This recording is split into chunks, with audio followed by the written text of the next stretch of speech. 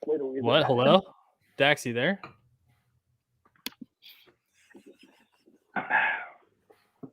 Like, is it for real bad? Like, I can't tell. That's great.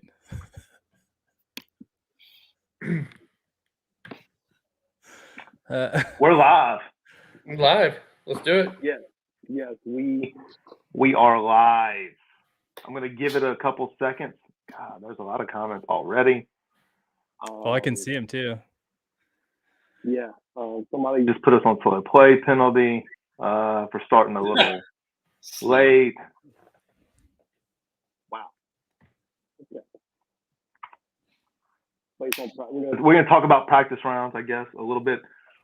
So I'm going to give it a second for some people to come in. I see the eyeballs starting to go. And I'm going to make an announcement in the thread that we're live.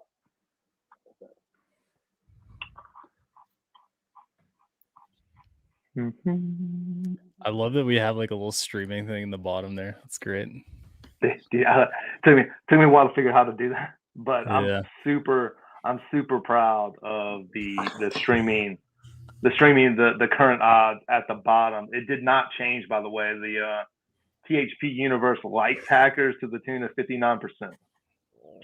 That's 59 to 41. Yeah. So that's where we're at. So let's get started. We have about 8 people in here. I guess a lot of people are going to watch later on, hopefully. So I'm going to get started with some introductions in the order in which y'all each appeared in a Morgan Cup. So my first person that we're going to have today is ChefKritter. He appeared in the 2018 Morgan Cup as a member of Team Paradise. Very dominating performance. Morgan Cup rookie that year, THP event rookie that year. Went 5-0 in that Morgan Cup. So welcome aboard, Chef. Appreciate it. Have you ever been to one of these, dude? That's why he's introducing himself last. Okay, got it. Going last. Hopeful. I'm going to introduce myself as Morgan Cup hopeful. Next up, we have the captain of the 2019 winning Team Hackers. He went 3-1 in that Morgan Cup appearance. He lost the shamble session and then didn't lose another match during that Morgan Cup. That was a strategic loss. Wait, so record. I've got a better record than Dan in the Morgan Cup? Barely. No. You do. You went 5-1. Where are you pointing? Representing point in the comments. Team Hackers. 2020 edition of Team Hackers. He came off of the waiting list because of COVID. Played some great golf at this very course at they're playing the Morgan Cup at this year. And he best known Morgan Cup memory is probably the singles match against Kentucky golfer that ends on the all square, the concession. Our very own Illiterate is also here. How you doing, Illiterate? Good. Thanks for having me, guys. Are you gonna cliche us all night like you did last year's preview show, or are you gonna like let it rip? Just grab your popcorn. Isn't that what Kiffin said? And myself, as it was already said, I do not have a Morgan Cup appearance. However, many THP event appearances, and I'm the local odds maker, so I get to make the line and do stuff like. Can I just make it clear? You make an appearance at every Morgan Cup.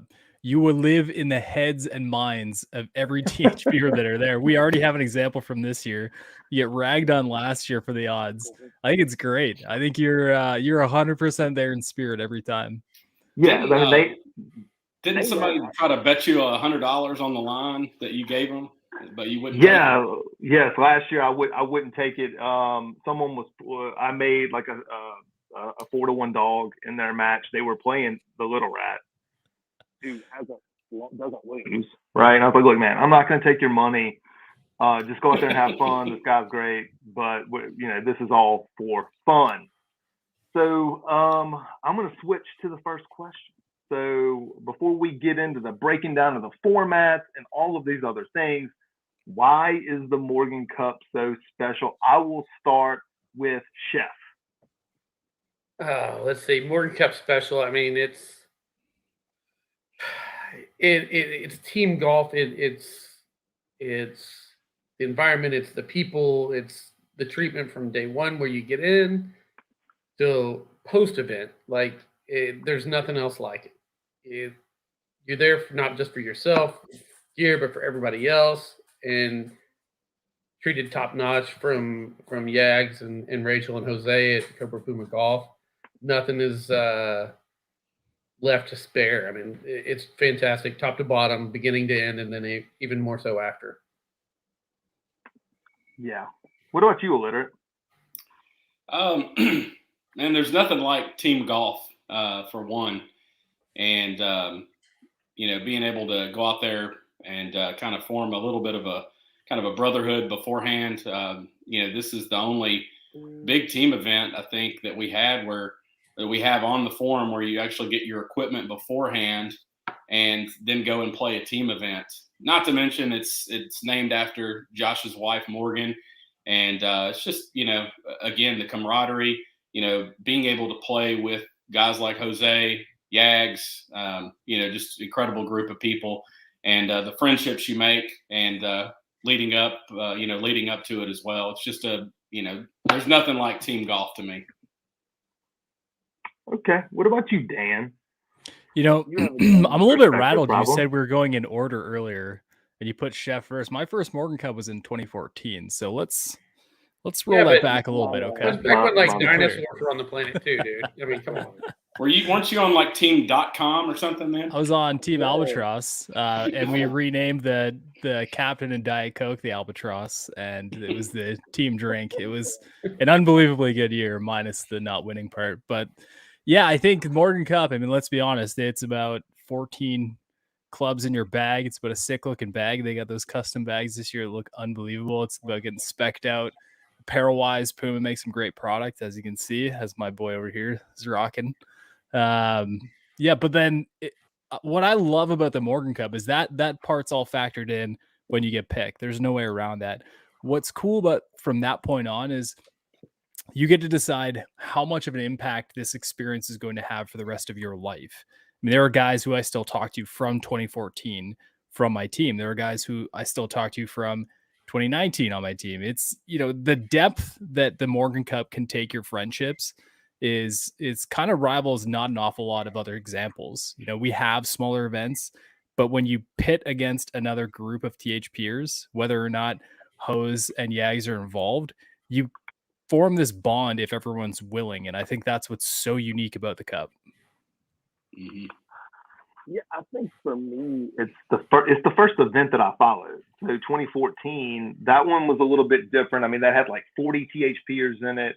There's like 5 different sponsors. It was just wild, to follow along on the forum. And then it took sort of a 2-year hiatus, 2015, 2016, and then came back in 2017, where they played at 2 courses. And 2017 actually produced the biggest Sunday comeback in the recent format, when Team Hackers came from 3 down on Sunday to win.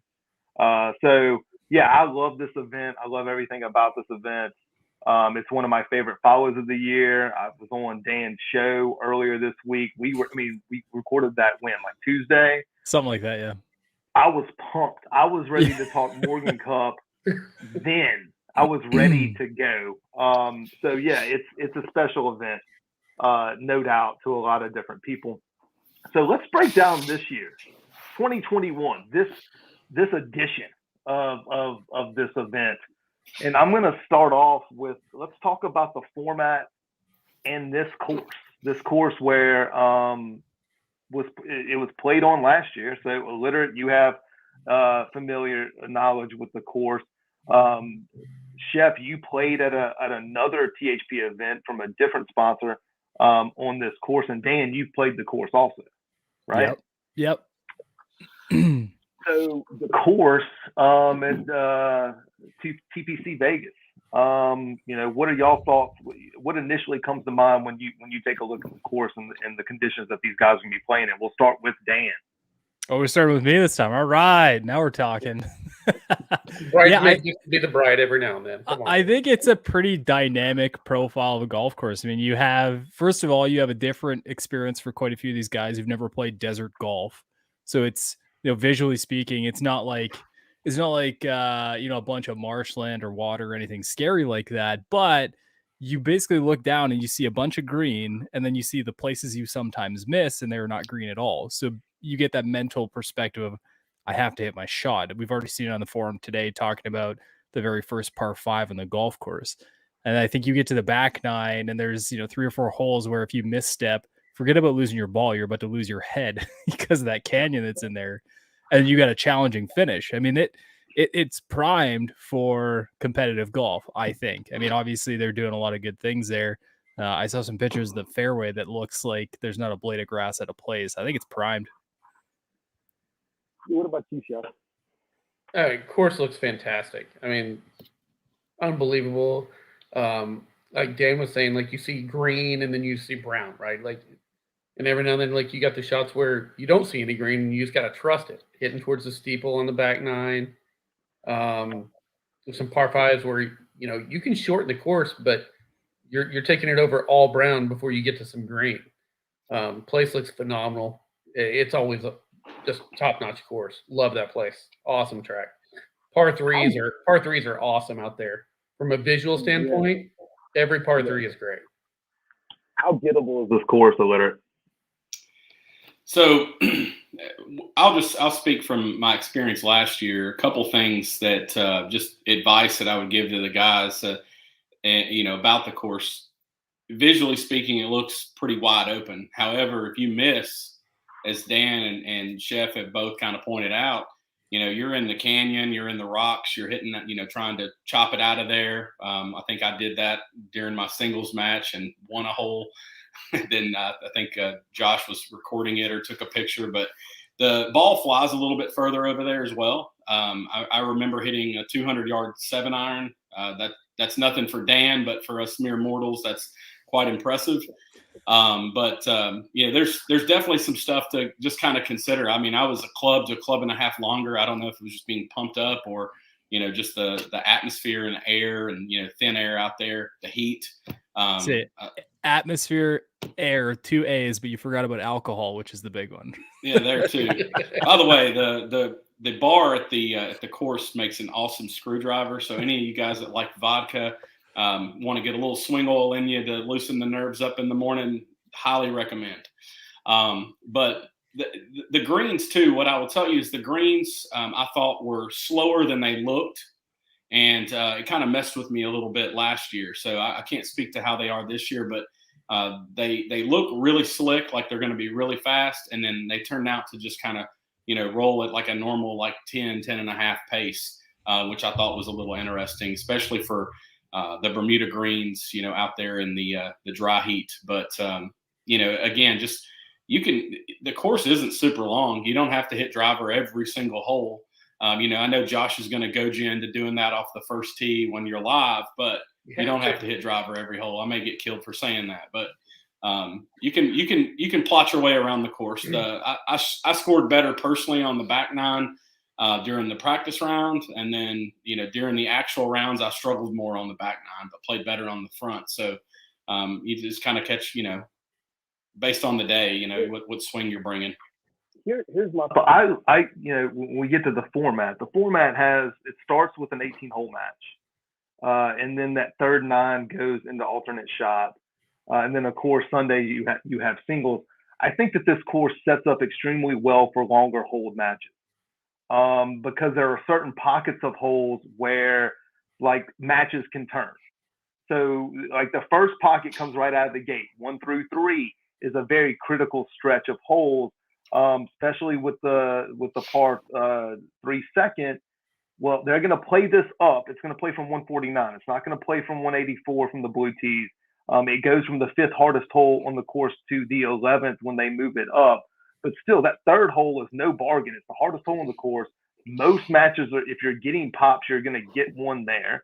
And then the two par fives, 4 is sort of benign, but 6, you can find yourself in some trouble on 6. And then if I recall correctly, when I was watching it, I watched a lot of groups because I didn't play the course, but I was there covering another event for the forum. And I remember that a lot of groups had somehow had trouble getting onto the 9th green. A lot of people come up short there. I do think I like the 18-hole format. The alternate shot format is going to be on the front, is what I was told. And then, of course, on the back, you have the steeple hole, which is the 13th, sort of a blondish tee shot where you aim at the steeple. And then the finishing stretch, although I talked to Dan about this on Tuesday, he didn't think it was that hard, but I had seen many of a match get to 16, 17, and 18 and just swing. And one match in particular, I'll never forget it. It was during another event there. Chef, you arrived at the 16 tee box up 2 in that match. And the people that you were playing birdied 16, birdied 17, birdied 18, and y'all didn't even get a half. Yeah. Yeah, that's tough loss. I appreciate you bringing that back up. Right. But the 16's par 3, where the concession occurred last year. 17, the second shot's just uphill. Dan called it benign on Tuesday. Oh, what's so wrong with that second shot? And 18, you find the fairway. I think it's got some of the only water on the course. Correct me if I'm wrong. It's to the left-hand side. If you pull the ball, it looks very intimidating. And then it creeps in close. Yeah, it's hard to get close, and the bunker's guarded. There's 3 bunkers down the right-hand side that guard it. But if you miss the bunkers and bail it off to the right, it may not be that hard of an up and down. What are your thoughts about those key stretches? Dan, we'll go to Dan first. Yeah, I don't know. I said that about the final holes because if you're playing someone who's playing well, they're not challenging holes. It's where you miss. So like 18, for example, you cannot miss left. You just can't do it. But I watched plenty of people on our final day, and this was a 2-man team game, just bail out right. And you can make a putt and bail out for a par on 18, which is pretty challenging, right? From a competitive standpoint. I mean, 17, sure, it's a mess, but I think every hole out there has that sort of, we can make a mess of this hole if we really want to mentality to it. I don't think it's that you don't have to tiptoe down the stretch, but you can make errors, which will happen, right? Oh, absolutely. Any other thoughts on those, on any of the holes that I mentioned? I love the 13th hole is my favorite hole in that course, by the way, and because you have to aim it at the steeple and you have to trust the line, and you can find yourself in a whole lot of trouble if that thing doesn't start off right at the steeple. Yeah, so what I'll say is 13, the shot is very visually intimidating because you are basically hitting over the canyon. I mean, you can be pretty aggressive, and you can kind of take driver 3-wood, be aggressive. You can take 4-iron or hybrid off the tee and be a little less aggressive, but it's extremely intimidating. To talk a little bit about the 16th hole, it's a really long, long for us guys, weekend club golfers, as Faldo says. But 16th is a long par 3 coming in, and you can't really miss short. You just got to get it up, get it over by the green. You can miss a little bit left, but there's a big, huge bunker over there to the right, and there's also one that's just kind of short left front of the green there. So it's really important to try to hit that green on the 16th. 17 coming in, I didn't think 17 was all that hard. It's really just about the tee shot there. I mean, you could block it out of the planet to the right, and you could be in the other fairway and play back over, just depending on how bad you missed. 18 coming in, as Dan said, there's some water on the course there, but I remember in my practice round, I hit driver, pitch, and wedge into that. And again, I think that day 1 of the Morgan Cup last year, they had that front right pin location, and the green kind of does one of these little jobs, kind of wraps around the whole water there. So you definitely can't miss left, but there's some room to bail out over there to the right, as Dan said. Just think about where your miss is, and play for a good shot, but give yourself a little room for error. Yeah, I think matches get there, right? Yeah, I want matches to get to 18 because a I lot think of times last year it didn't. Yeah, the Hey, hardest. hate to bogey last year, just stone cold ice water veins on day one, and put one up there to like 3 or 4 feet or something, and squeaked out a half in that match. That was incredible, by the way. Gave Team Hackers a little bit of life. So shout out to my man Dave.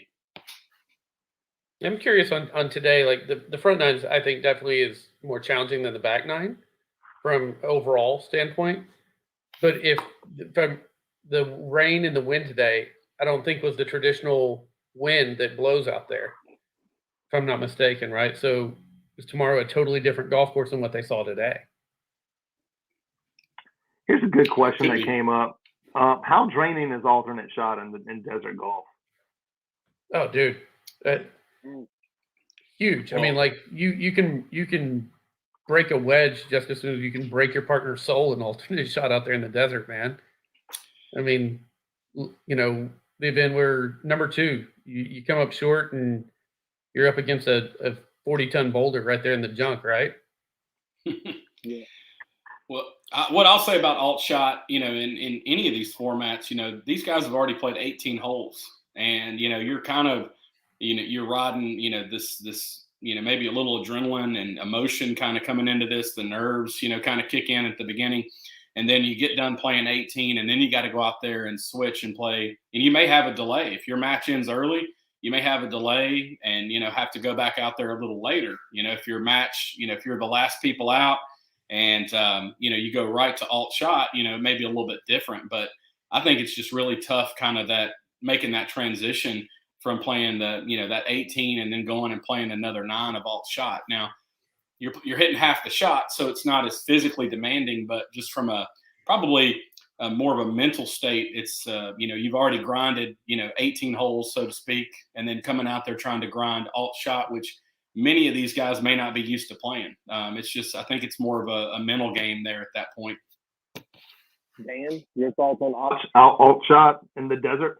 Well, yeah, I mean, does it need to be the desert to be treacherous? Alt shot is the ultimate. You got to find a partner who's willing to never apologize to you and never expect you to apologize to them.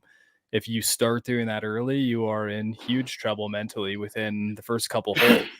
You have to kind of accept it. Now, I think it's funny that we've always told that joke at our like around a tree root or off of a rock bed at our home course. I don't get paid to play golf, or I paid for these clubs. Well, these guys didn't. They they had the experience to get a full bag. So yeah, there's a lot of pretty copper out there. But what happens in all shot when your buddy puts you into the trouble and you're sitting down there looking at it thinking, well, this is a 7-iron all day long, but man, is that thing pretty.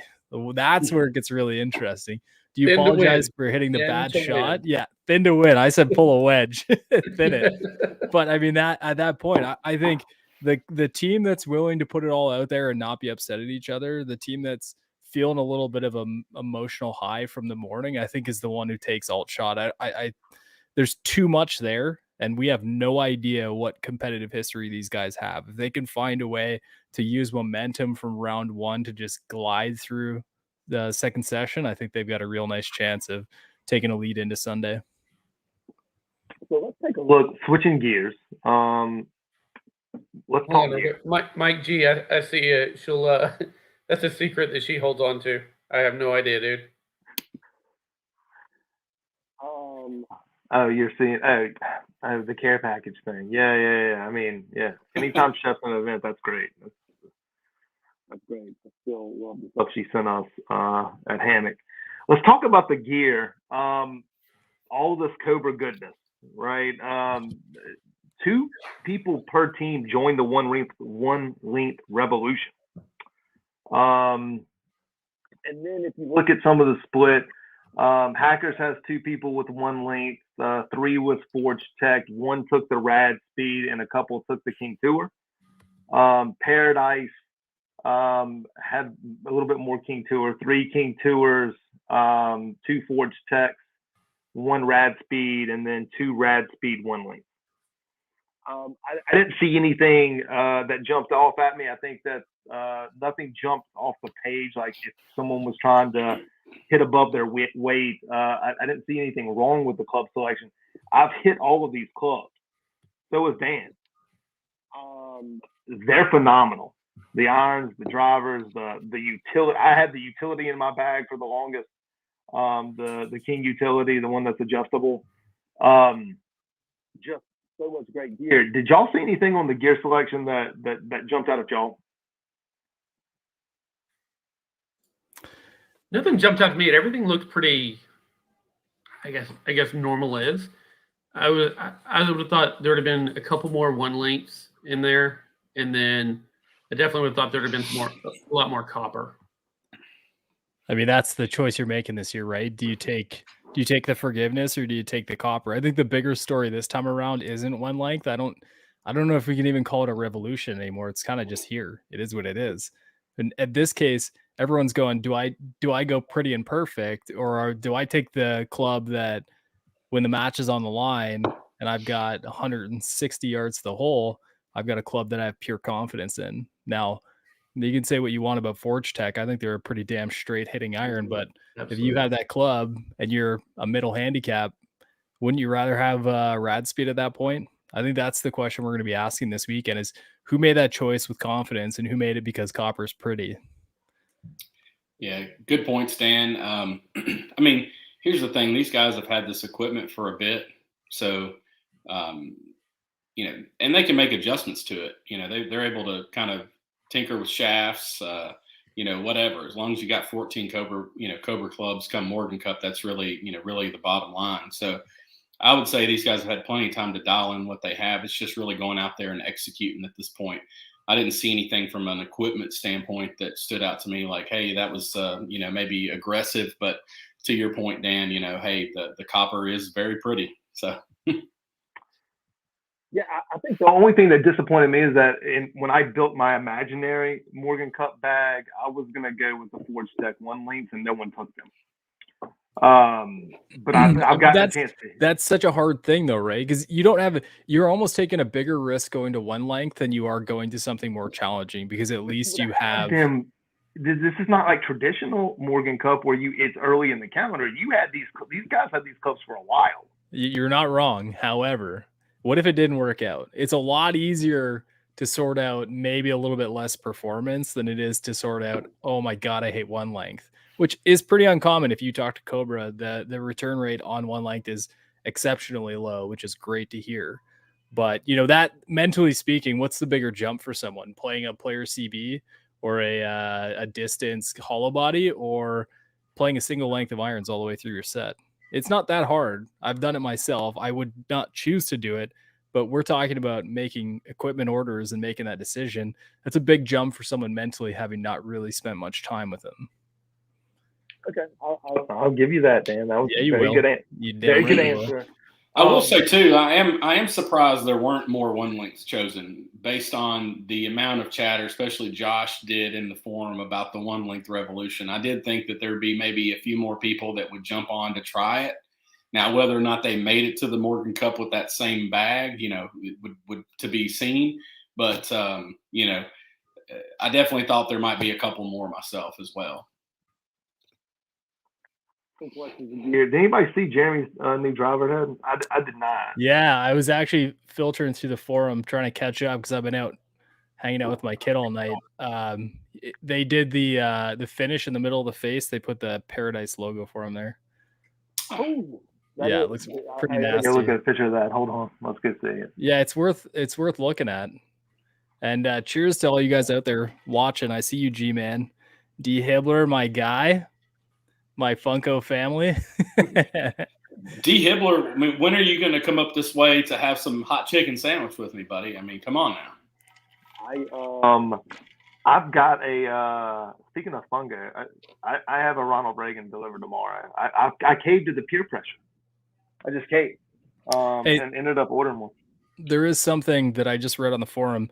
Turns out we do have big news that everyone I don't know if they know, but it sounds like the Morgan Cup's coming back. So, Daxie, you got your chance, man. That's what I'm reading. Morgan Cup returns in 2022. Awesome. That is the best news that I've heard all day. That's incredible.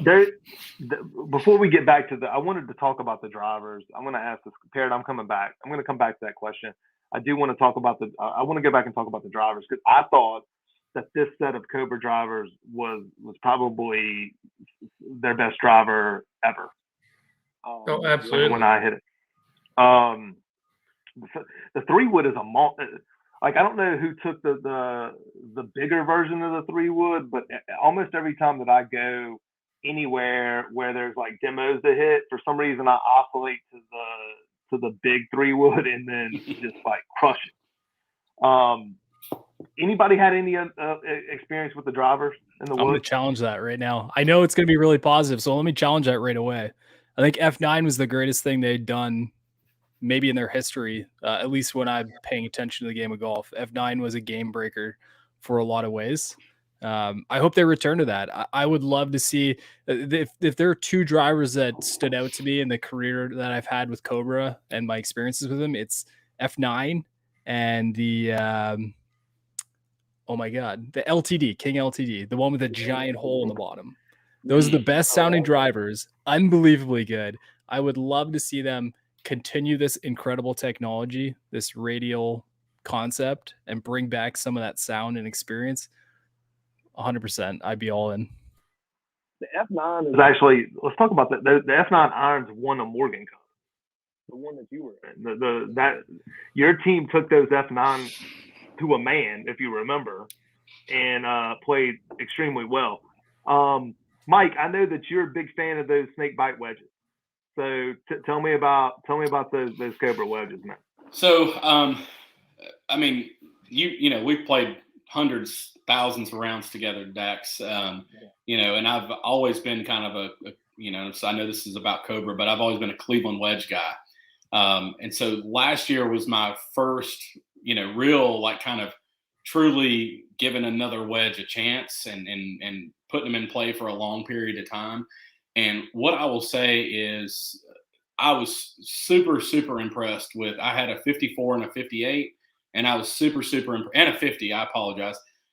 Super impressed with the quality, the forgiveness. I mean, it did exactly what I wanted it to. And, you know, like I say, my chipping was great. You know, I chipped the ball great around the greens, especially during the cup.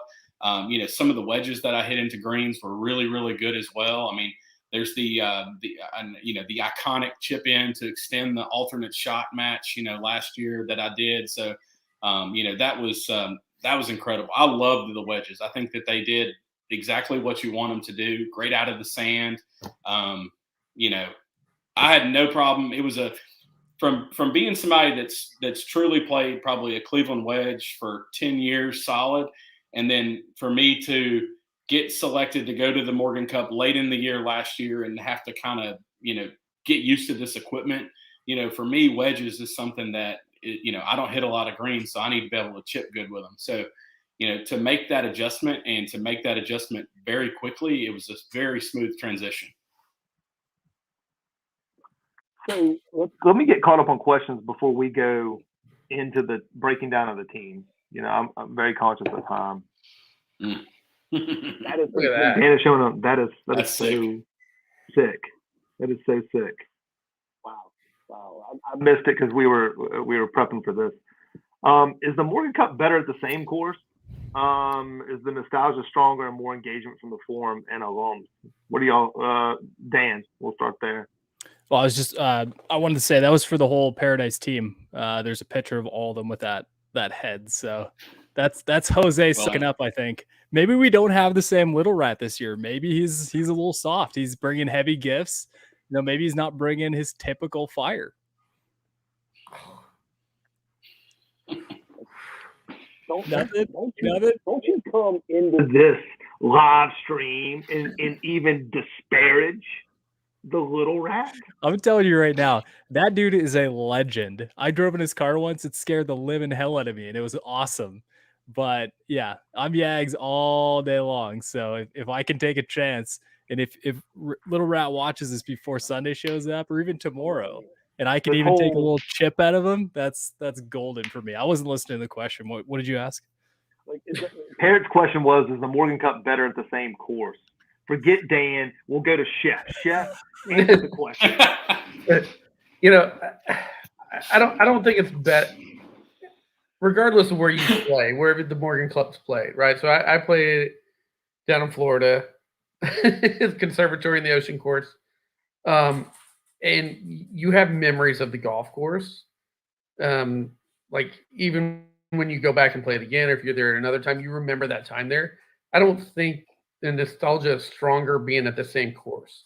I think anybody that's played in the Morgan Cup, whenever it pops up on the calendar, whether it's the announcements, the signups, when people are getting chosen, all the way through the event, like you're engaged in it all the time. Like you're pulled back in because you remember how awesome the event was and everybody that you met there and the friendships that you made there. Like it's crazy. I mean, like I met you guys through the live preview after the year that I played, right? And every year Morgan Cup, here we are. Boom, boom, boom, boom. It's you're just sucked into it because it's that amazing. So you played Hammock, you played Ocean and Conservatory. Mike, you played this course. Dan, you played Hague Point. I don't know if the course. I don't know if the course staying the same has anything to do with the meaning of it, or it gets more people fired up. I think that's the question. One more question. I'll start with you, Dan, because I cut you off because you started throwing shade. Wait a minute. I don't need to answer that question. I want to answer that question too. He's in a big hurry tonight, boys. This is a no little rat shade zone. Yes, it actually, in fact, is very much so. Both of you Team Hackers guys, that we will not have anything against the little rat in this deal. I will text Leslie right now and tell her to rein you in if you don't let me roll. Okay. Okay, Mike, what do you think about the course, and then I'll move on to the next one. Well, I just let me just throw this out there for you guys. Is the Ryder Cup or President's Cup, or do they play at the same course every year? No, they don't. And that's not to say, hey, you definitely come back. Eventually there's courses in the rotation, just like a U.S. Open or a PGA or the Open Championship. There's only one major championship that's played at the same course every year, and that's the Masters. But I personally would like to see it kind of rotate. But I do think it's kind of cool to be able, from my stance, to say, hey, I played there last year, and then be able to talk about specific holes or maybe certain shots that I had. So I kind of get it both ways. I don't have a problem with it, but my preference would probably be to see that, that venue travel each year. The coolest part about it is they each have kind of their own heartbeat, right? Like I wouldn't trade Hague Point for TPC or Hammock, and I've played both and love them. But our team, our experience was it truly had a heartbeat of its own. And I don't know that it would have been the same in another location. And maybe that's just luck. But I think the Ryder Cup's kind of has the same story. There's something unique about where you go, and you kind of get a piece of that. I think it's critical to make change where it matters, but I also don't think repeating at a place that works well is a bad thing. Okay, I like it. Mike wants to know. Blue tees for the blue tees, and then the par threes are white tees. And 13 is from that changes that, man. That white tee actually changes 13 a lot, by the way. Does that change anything from the guys that have played the course? I was going to start with Chef, but he's got issues. We'll go to illiterate. This is live television. We'll go to illiterate. Does moving the par threes up and 13 up change anything? No, I'm trying to remember, and I apologize for not remembering, but I know I feel like we played a mixed tee setup last year as well. And then like when we went to alt shot, I think everything was from the white. And then we went back to kind of that mixed tee setup. I don't know that it really changes much. Maybe pace of play, playing the shorter par three or something like that, it helps. So hang on, let me go ahead and get this out. Slow players will be asked to leave the property. Anyway, I don't think it makes that big of a deal. Maybe one or two club difference, your approach or your shot into the green. So I think par threes, it's not as big a deal, right? Par threes, shortening them.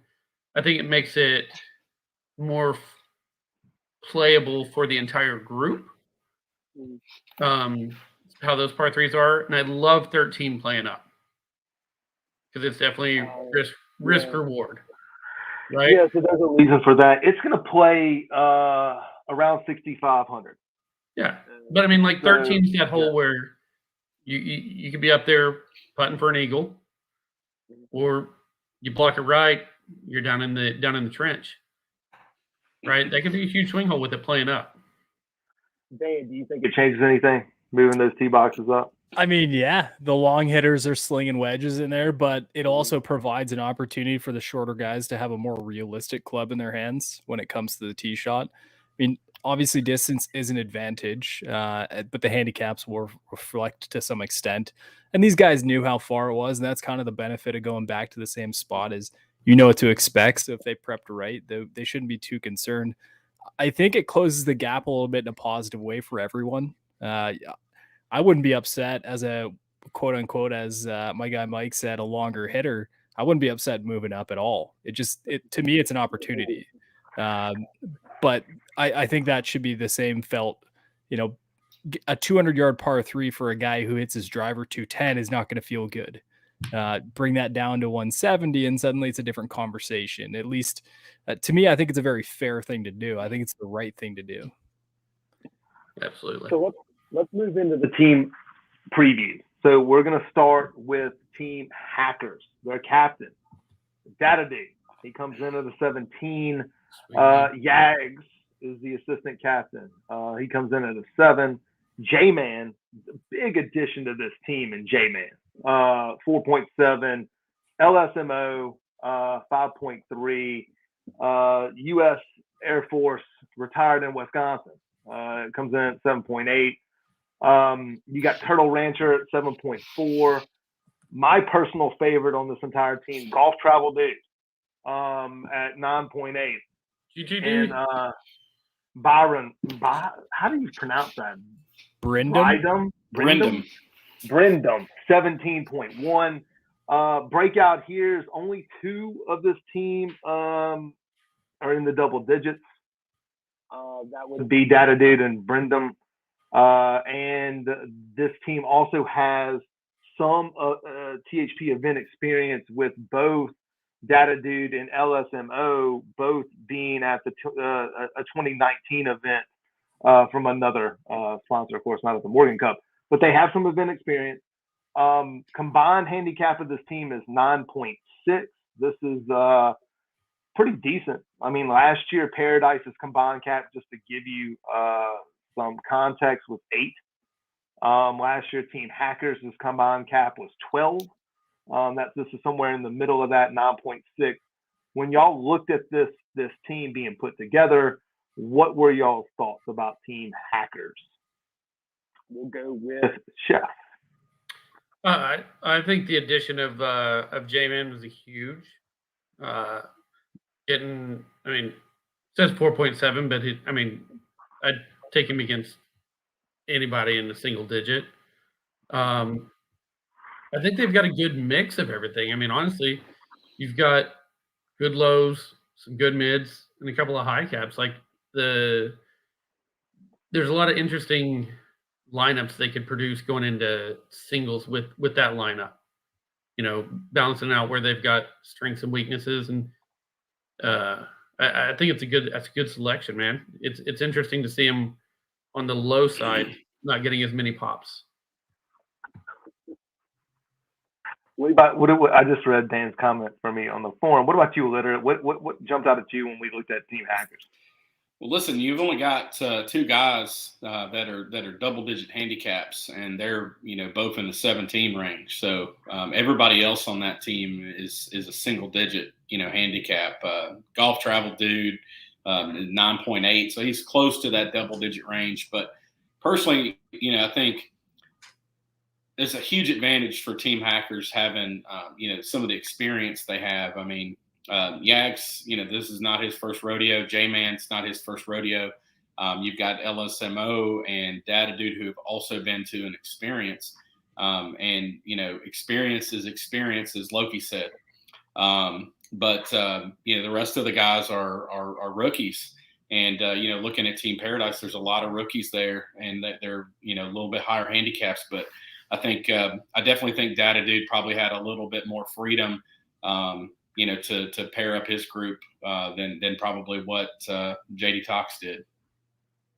What about you, Dan? What jumped out at you about Team Hackers? I mean, you know me, buddy. This is my primo lineup, right? Two big boys at the top, taking full advantage of the numbers they have with probably similar games. I love that opportunity for them to throw what I like to call the pop them and drop them pairing. Let it lay on them, and if it works, it works. If it doesn't, it doesn't. I've always been a guy who said you want to play comfort with comfort in an event like this. It's fresh, it's different, especially for the guys who are not familiar. And the closer you can get to that, whether it's from age or skill or hobbies, whatever it may be, that plays into a pretty heavy hand into the success of the team dynamic. And I think in this case, I think Hackers has a really good condition here. There's an awful lot of unknown, and I think that's pretty fascinating. That as much as they talked about the equipment and they've been involved in the threads, this sort of team dynamic has been relatively quiet visually. We don't know what their play is. They're not really vocal about it. It seems like some team meetings are going on based on the pictures I've seen. I think this might be the year of the gamesmanship from captain to captain, which is very different from my year as a captain in 2019. We took it a totally different avenue. And you won. Oh, of course I did. Yeah. Here's what jumped out. They have, on paper, they have the lower combined cap. They have more experience in these type of events, and that I think that gave Data Dude a little bit more flexibility with the way he wanted to go about pairing this. So of course, if I had the advantage that he had, I'm not sure if I would have gone all unicorns and rainbows either. There probably would have been some gamesmanship on my part too. I like this team. I really do. We'll get to them in the picks, but without further ado, we're gonna switch this up. We're gonna talk about Team Paradise. Okay, Team Paradise, captained by JDax, 5.4. The Little Rat, who I'm a huge mark of the Little Rat. Who's that? In fact, if Jose had a fungo, I would buy one. Oh, it's Jose you're talking about. I'm not familiar. Is he on the forum?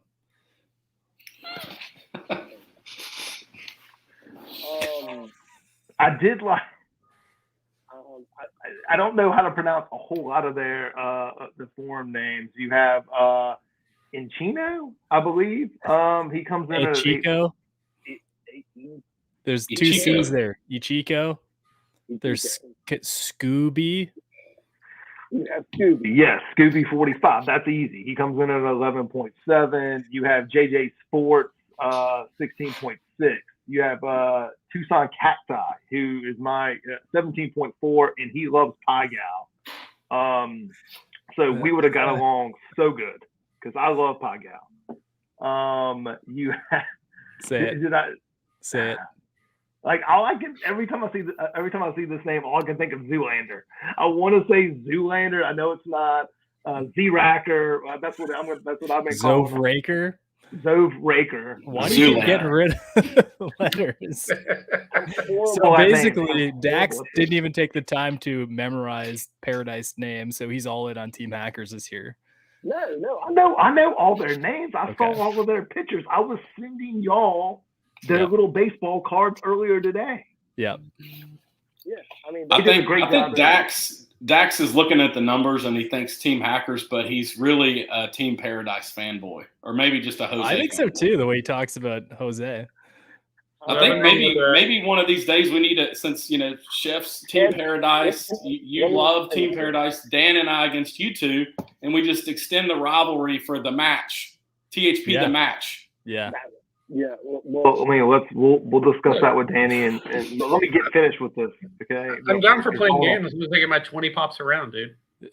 I'm like a 10. We have Headley Lamar at 8.6. I talked about the best story of this whole thing was in Chino. He's 8.7, but he has multiple Facebook profiles. Are any of them labeled N Chino?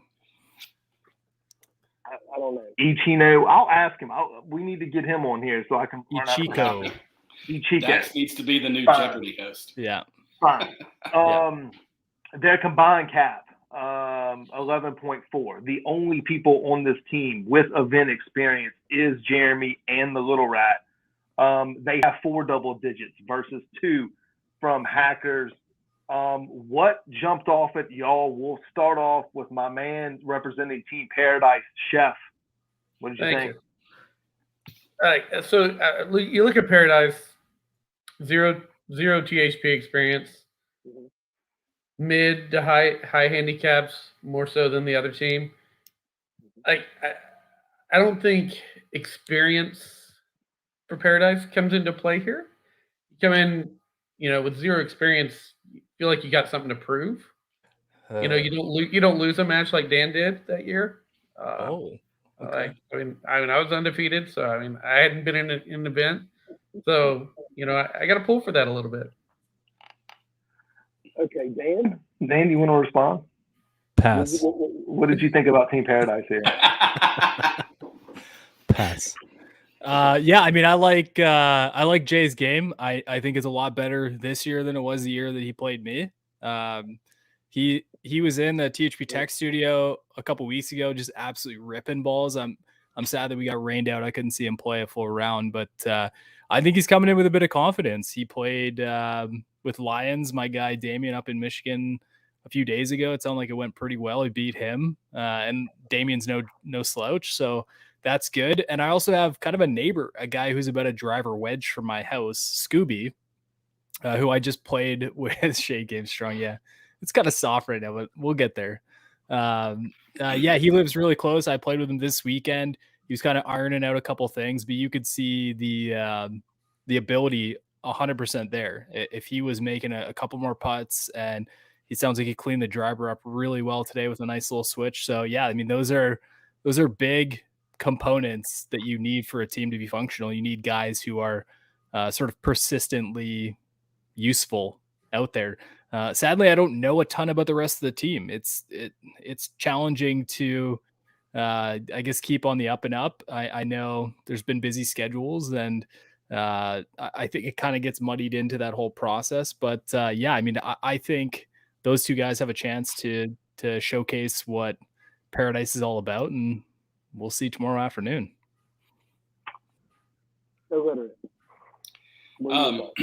Well, listen, I got to play 9 holes of alt shot with Jeremy last year, and saw him play a little bit, and he brought a really strong game last year too. So it sounds like he's in a really good place, and I like his game. Obviously, Jose, super, super strong competitor, and, great player as well. I think those two, the rest of the team is really going to have to lean on them. But if it were just about pictures and introductions, that they would run away with this whole thing. But no, it's a good mix. I like kind of this, where Scooby is, 11.7. That's kind of an interesting, nice cap, depending on who he's playing. He could be getting some pops. If he's playing somebody, one of the 17s on the other team, he could be giving up some. But, he strikes the ball pretty well. He could really, maybe shoot a couple below his handicap, or even if he plays just a couple above, it's still it's a kind of a nice spot to be in, I think, given what else is around. So I kind of look for him to maybe be a key part in Team Paradise. But yeah, they're a strong team. There's some double digits. The pops are real. Sometimes they're tough to overcome. But I will say this: the higher handicap holes on this course, they play tough. So they're going to need those pops, in order to stay, to keep it close. I do want the record to show that I didn't ignore Jose. I just didn't really think about it. He is a force to be reckoned with. He has been his entire Morgan Cup career. As much as I dog him, and I did because I think he loves it, anyone who you play against him it either folds like a lawn chair or forgets, what he's doing out there and just gets eaten up. So let's not pretend that could very well be that big anchor, and how he plays this week has a huge impact on the result of that team. Yeah, Death, taxes, and the little rat. That's what you can guarantee. A little rat. But believe it or not, Yags, let's not forget about him. He is a silent killer in singles. The only time Yags has not gotten a point in singles when he got injured and the match was halved. That would be 2019. Right? And we're not sure that it wasn't Little Rat who did that to him. We still haven't confirmed. Right. So since 2017, Yags' singles record is 3-0-1. The Little Rat has not lost a single match since the 2017 Morgan Cup. So he's undefeated in 2018, 2019, and 2020. That's why this is a show that is going to always put the Little Rat over. Here's what I'm going to say about Paradise. I think that sometimes you can get into some of these events, and you have maybe you have the higher handicapped team, and you don't really know how to mitigate some of that damage, right? Pairings become extremely important when you have the higher of the two combined cap teams. Jeremy put on a masterclass here on how to do this, and if you look at his pairings, he's trying to get them through alternate shot without any bloodshed. This is how Hackers lost the cup last year.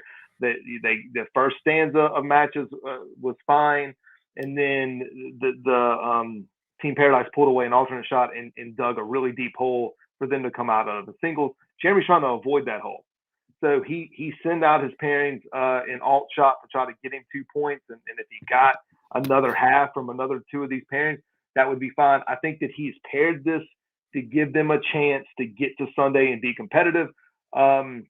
And I like everything that he's done. So, yeah, it feels this week, even though I made Hackers the favorite, they are the favorite. They should be the favorite on paper. However, this is going to be a fist fight. This is going to be a fight in a phone booth. This is not going to be a coronation. That's what I believe. We're going to play a small game. This is called Big Deal, Small Deal, or No Deal. I'm going to give you a topic. I'm going to go around the horn, and you are going to tell me whether or not it's a big deal, is it a small deal, or is it a no deal? First question. Having to turn in the Saturday pairings on Monday, is that a big deal, small deal, no deal, Chef? Small deal. Why? I think the early pairings, knowing them out, gives you a good sense of going into alternate shot. You can either be fighting for your life or it's a boxer match at that point in time, right? I think there is some to it, but it's not the end of it. What about you? Illiterate. Big deal, small deal, no deal. I'm going to say no deal. I feel like it's really just kind of letting the THP universe know what the pairings are. I feel like you probably already know who you're going to play, Shamble or best ball or alt shot, whatever the format is. You're going to know what that is anyway, kind of leading up to it. It's just kind of a matter of who you play. So to me, no deal.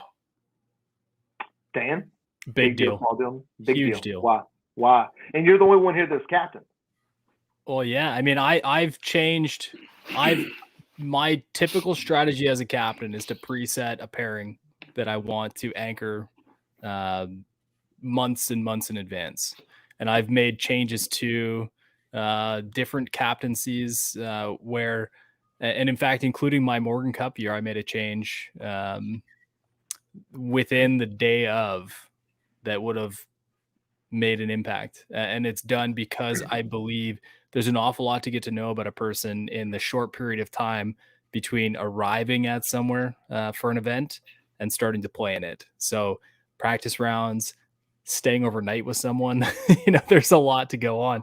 You can learn an awful lot about someone and be surprised about someone all at the same time. I think it's a big deal maybe to Hackers and a small deal to Paradise, and here's why. I think that Jeremy was going to set this thing up based on the math from the whole get go. So having to turn them in early is probably not that big of a deal to him. Are they paying you? Nah, okay, they're not paying me. I do think it's a bigger deal to hackers. I guess we all chef. I think it's a bigger deal to hackers because you would have liked to have seen. There's a lot of mid caps on this hackers team, right? Like you would have liked to have seen. Oh, I gotta let Chef back in. You would have liked to have seen them play. I think that he lost a little bit of advantage not being able to see that team's practice round today, especially when you're trying to figure out if you're hackers, how do you stack it up the 2-7? There's 3 7s on the team. One of them's Yags. We know he's going to play phenomenal. What about the other 2 7s? How do you fold them around? Who has to go out with the suddenly gloveless golf travel dude? How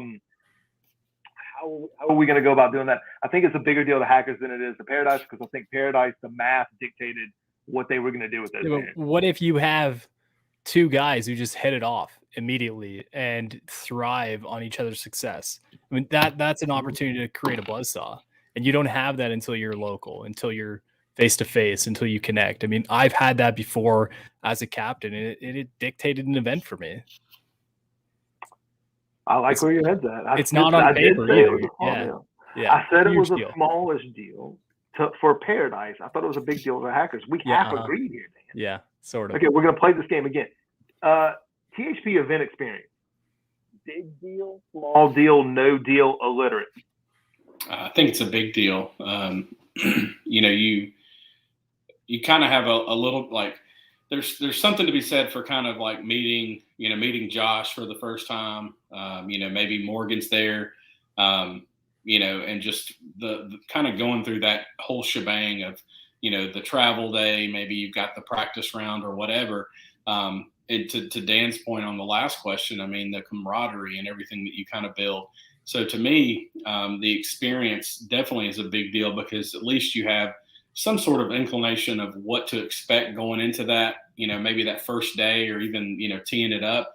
Not ever having done it before, there's definitely a little bit, of you don't know what to expect, a lot of nerves, maybe, just based on guys' personalities, maybe they're, not very outgoing, it just depends, they could be, a little socially awkward. There's usually always one of those guys in every group. So, but anyway, yeah, big deal. Chef, big deal, small deal, no deal experience. No deal. I think it's big for one shot, first tee shot. After that, you're playing golf. This is a guy that first did not have event experience at all and walked into a Morgan Cup and went 5-0, right? So obviously you're going to say no deal. Dan, big deal, small deal, no deal. I think it's person to person. I don't think it's a blanket statement, my friend.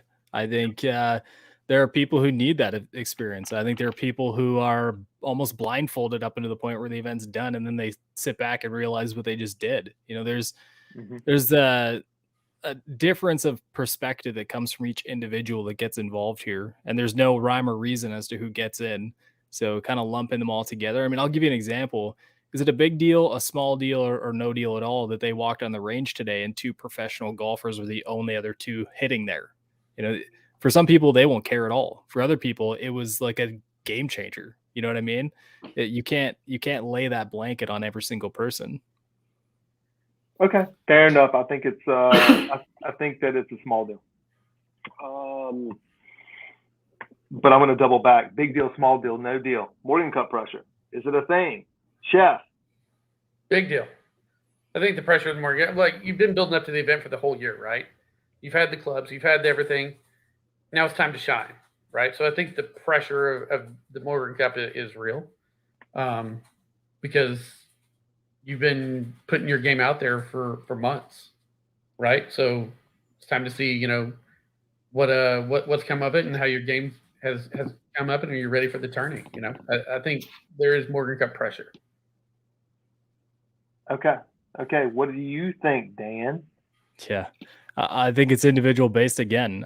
Unfortunately, not everyone feels the same way about this event as the 4 of us or maybe other people. And if you go head over heels all in on this process, you attempt to improve your game, Do everything you can to support your sponsors and THP. I think it's a massive deal. I think it's an incredibly heavy experience going through something like this and supporting this process. I mean, we don't find out until the event comes, or sometimes after the event, that it's even going to come back. And if you get emotionally invested in that, it's a massive deal.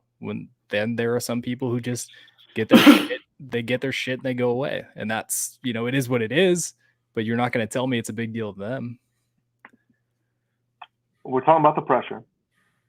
Right? Yeah. Well, that's exactly what I mean, though. To some people, it's just another round of golf. What difference does it make? I think I'm going to go big deal. Did I call on everybody on this? I'm going to go big deal. No, not yet. Go illiterate. Go big ahead. Deal, small deal. I'll answer after you. Okay. I do think that mop it up. I do think that Morgan Cup pressure is a big deal. For every Buck Nasty that shows up and goes undefeated, for every ChefKritter that shows up as he walks away, goes undefeated, there's numerous others that have wilted in the Morgan Cup heat. And I'm not going to name their foreign names. I'm not going to name anything. I've watched this. It's been one of the events that I can go back and like remember people totally crapping the bed. I'm not going to name names, and they succumb to the pressure is probably what happened. I do think that it is a big deal, even while you're there. Illiterate, what do you got? Big deal, small deal, no deal? I think it's really kind of based on the individual. I think when I think about pressure, I think you're the only person that can put pressure on yourself. And sometimes people their own kind of own worst to put pressure on themselves. I don't think you just got to be able to kind of block out like what everybody's trying to push on you and just focus. Like when we're talking about just strictly the golf here, just focus on it's golf. Go out there and play and have fun. And yes, there's some competition involved, but again, I think the only pressure you really put on yourself or the only pressure you feel is the pressure you put on yourself. Now, as far as, making sure that this event comes back, I think that's a big deal, because, for me, I want more people to be able to experience, what I went through last year, just as, Dan has got to experience, Chef, I want to make sure these events come back because these are once in a lifetime, for a lot of people, once in a lifetime golf experience. And so for the golf piece of it, I think it's a small deal. I think really the only pressure you're going to feel is the pressure you put on yourself or you allow to be put on you. But from making sure this comes back and trying to help, bring in the community, I think there is some pressure there to make sure that you're engaging and you do your part to review the equipment, and ensure that the event comes back. Okay. I love it. It's all deadly. Let's talk about my favorite subject. I talked about this on Off Course this week. Pace of play. But this is Morgan Cup centric. Pace of play. A lot of times, we've heard stories, right? Last year, I mean, y'all could still be out there, okay, trying to finish. We've heard these stories. Is the pace of play at the Morgan Cup a big deal, small deal, no deal? We'll go illiterate first. I mean, I was in the last group in all of them, and we were waiting. I know Josh likes to say, that people were waiting on us, but there was multiple occasions last year that we waited 5+ minutes on the tee box. I think it's just one of those things that it's competitive golf. I would venture to say that a lot of these people don't play much true competitive golf, and they're just going to be, maybe a little bit slower to pull the trigger or think through things, or maybe they're chatting about, what shot or the yardage or whatever it is, and it takes a little bit longer. But if you're out there, I do think it's good to be mindful of it. But the pace of play, if you ask JB, it's a really big deal. Go out there and just play golf. Don't think yourself, into a hole to where you're, just play ready golf, hit it, find it, hit it again. Everything will be good. Chef, big deal, small deal, no deal. Morgan Cup pace of play. I think it's a big deal if you try to not play what you're comfortable with, right? So I'll use an example. I played alternate shot with Pat's fan, Right. And before we teed off, I just told him, I was like, dude, hit whatever you would normally hit. Don't try to be outside of yourself because it's the Morgan Cup. You know, if your play is a 7-iron off the tee here, dude, hit a 7-iron. Don't try to be a hero. Just play your game. And I think that's the key for pace of play, is just playing what you would normally play. If you hit a 7-iron 170, don't try to hit it a 190, dude. Hit a 7-iron 170. Play your game, then it's not an issue. What about you, Dan? Big deal, small deal, no deal? Yeah, I think it's a big deal, but I'm going to take it from a different avenue because we were obviously all discussing the fact that it's happened in the past, and it's obviously an issue, especially when the course gets involved. But I think pace of play, I think pace of play is challenging not just for the conditions of that group, but everyone involved. I mean, let's say they get a foursome in front of them that takes forever. I mean, that's challenging for anyone to play golf in that's familiar with faster play. I mean, I played a golf course that expects a 4-hour and 10-minute round, and if I'm playing in 4:30, it feels like forever. And you're going to tell me that doesn't impact my abilities as a golfer? It absolutely does. You'll see me wandering back and forth on the tee boxes, maybe checking my phone, playing a little snake on there. Like, there's a lot of stuff going on that requires you to stay in your head, and going outside of your own pace of play is an incredible challenge, in my opinion. Wait, so just to back up, you're playing Snake on your phone? What is that, like a Nokia 8210? Do you want it to be? That was when we had the Nokia, that you could do that. That's before the Razor. No, it's 3D. It's on a BlackBerry. It's fine. They also had like the BlackBerry Pearl also had a version of the Snake that you could download. We're losing followers. A lot of people thought most of these things were big deals. I do think it's a big deal, and mainly because you want to be able to keep coming back to courses like this, right? And you don't want to have the course like, look, we're never letting you come back and bring in this event here because y'all play too slow. Also, if you get in a situation where you're playing with someone and they play way more deliberate or slow, like I mentioned on Dan's show this week, no one thinks that they are slow. Yeah. No. I've never met a soul that's like, yeah, I'm a slow golfer. That doesn't happen, okay? But there are slow people. Yeah, I've seen you try and walk around bluegrass. It wasn't pretty. I was walking, and we still walked the front in like an hour and a half. It took forever, I know. Okay, big deal. There's an interesting question in the chat that I'd love to address when we have a chance for Mike. Mike's question? Dan. Yeah, right here. Okay, yeah, of course, Dan. Dan, as a captain, what is the hardest part to get your team to buy into? Is it the actual golf itself, or the intangibles that allow us to be blessed with these type of experiences? Yeah, I think everyone can get a piece of this too if they want to answer. But I've experienced the different levels of the Morgan Cup, which includes using handicaps and not using handicaps. I think I pushed the guys too hard when there weren't handicaps because I felt that we had an even playing field 8 months prior, and there's no reason why everyone can't get better in 8 months, and you immediately take that advantage into the event. And I think I lost a couple of them on that. One thing we talked about pretty much collectively early on is this isn't just about the clubs. I mean, the clubs are an incredible thing. The apparel is an incredible thing. The experience itself is where you really drive that part of yourself into that, like what it means to be involved in something like this. I mean, you've been in something yourself, you know what that's like. So for me, it's trying to help these guys understand that if you emotionally invest in this process, and this includes in the community that we have, if you're visible to that community, when it comes time to pick someone to win, when it comes time to, want somebody to win, and you have the chance to go back and read the whole event thread over anytime you want, wouldn't you rather have people rooting for you than saying, who the hell is that guy?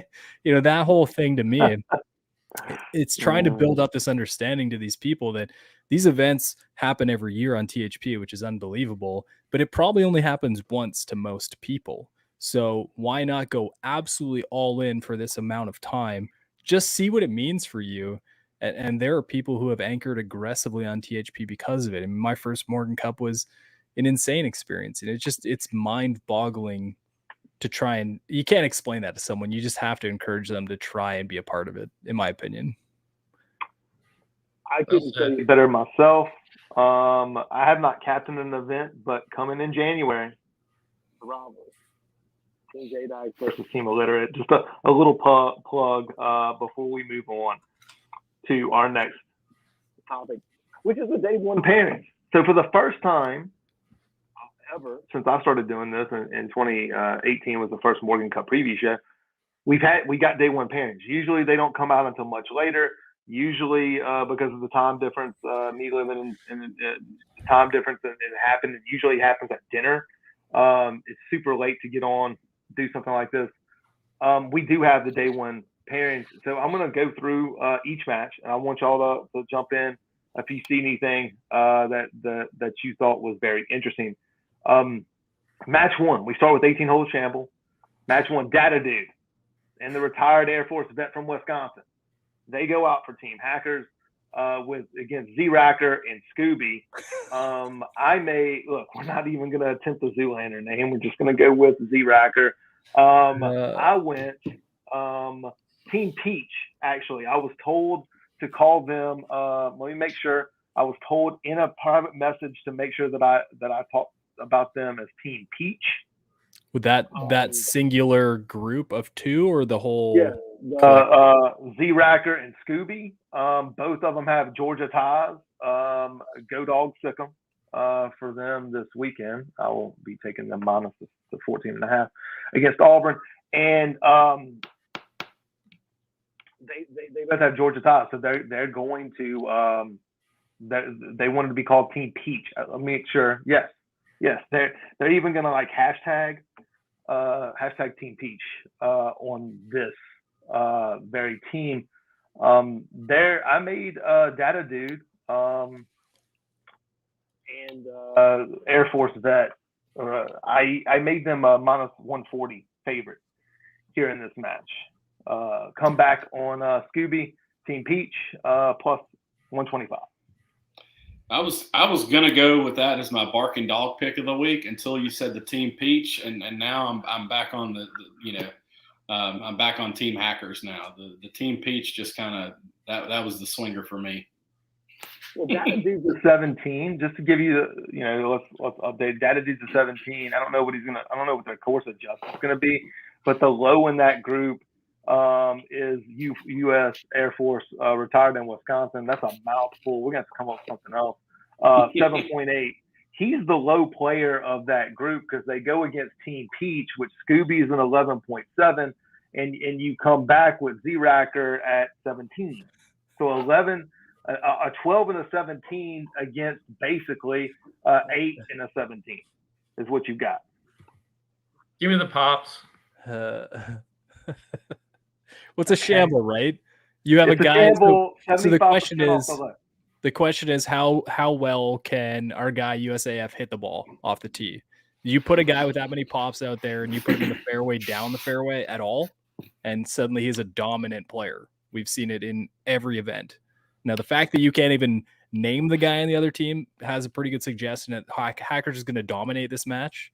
But the fact that it's a team within a team is also very scary. I mean, that could be a blasphemy to the team dynamic of Pat. Z-Racker is what it like phonetically in my case. Racker, Z-Racker, not Z-Raker, not Enchino. Before we get there, wait, we're getting there. He's not until match 4. Okay. So I have plenty of 75% of low man on Team Paradise. What does that make it there?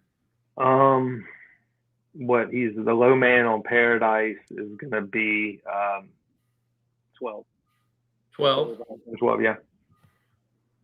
Yeah, I'll take the pops there. They're going to get pops. They're going to get pops, a couple pops in this match. I think that these first two matches. I don't see the comments. These first two matches are very important for Paradise. I don't know. The Team Peach eliminates all pops for me. I mean, I just can't get on board with the odd name. Tell me, like, how many pops does that give Data Dude on the day?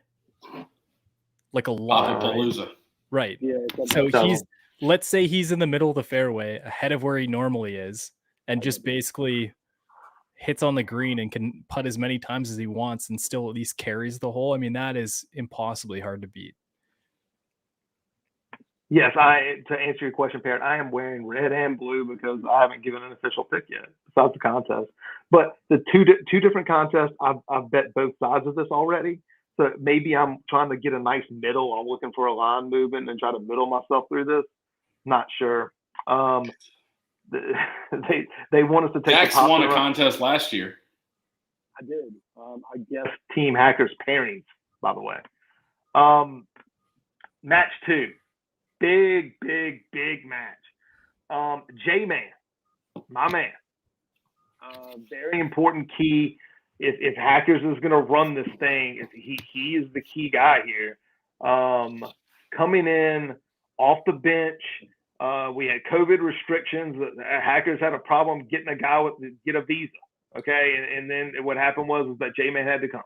Okay, and then he gets paired up with Golf Travel Dude, who I didn't know until the day doesn't wear a glove. That's troubling. Or I may drop this line right there. Okay, Jeremy and JJ Sports was very questionable scripting today. They go out together. The line that I made it was J-Man and Golf Travel Dude minus 250. The comeback on Jeremy and JJ Sports is plus 185. What did y'all think? What do you think about this match? Match 2.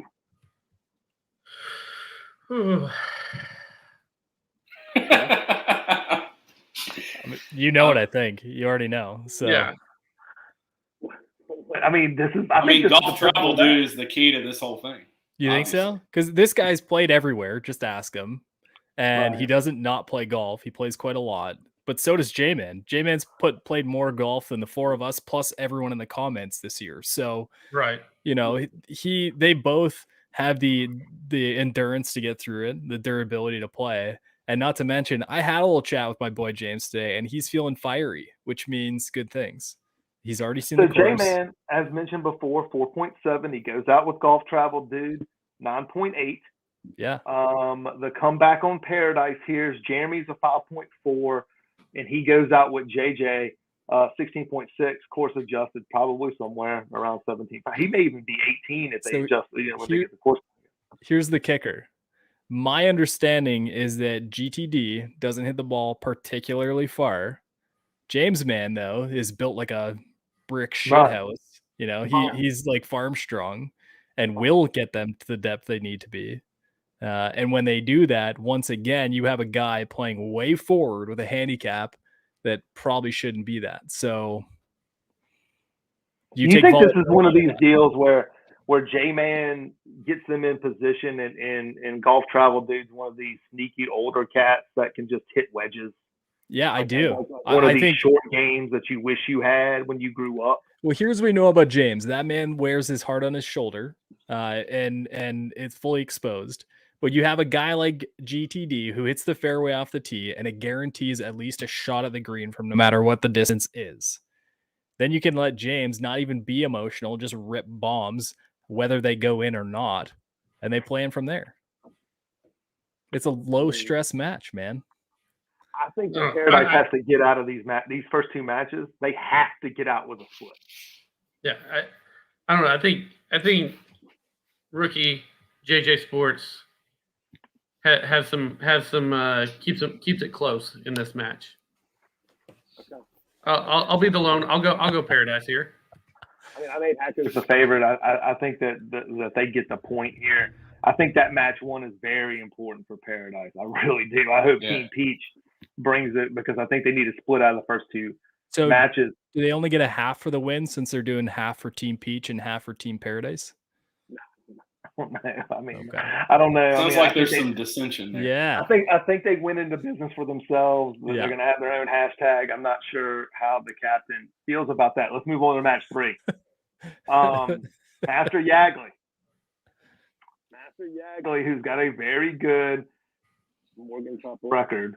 Not as good as the Little Rats in the team competition. He goes out with Brindum. There's an N there. Take the N from Encino and put it to Brydom. He's thinking about Rocky IV. He's about to say Drago or something. Drago, Brindum. They go out together against my man, and your guy too.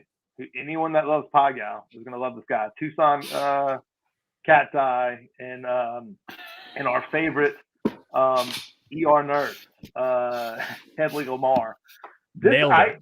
Nailed it.